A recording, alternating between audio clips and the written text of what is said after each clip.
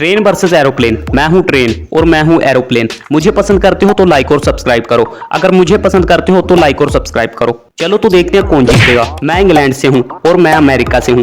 मेरी शुरुआत 1804 में हुई थी और मेरी शुरुआत 1903 में हुई थी। मेरा फ्यूल टैंक 63,000 लीटर का है। मेरी तो तुमसे कई गुना ज्यादा 3 लाख लीटर का है। मैं 6 किलोमीटर प्रति घंटा के माइलेज देता हूँ। मैं तुमसे 2 गुना ज्यादा 12 किलोमीटर प्रति घंटा के माइलेज देता हूँ। मैं 1 घंटे में 200 किलोमीटर की दूरी तय करता हूँ। अरे बस, मैं तो 1 घंटे में 900 किलोमीटर की दूरी तय करता हूँ और मेरे में तो 100 से 400 लोग बैठ सकते हैं। मेरे में तो मिनिमम 1200 प्लस लोग बैठ सकते हैं। बाकी आप कमेंट कर दो आप किस में बैठना चाहते हो।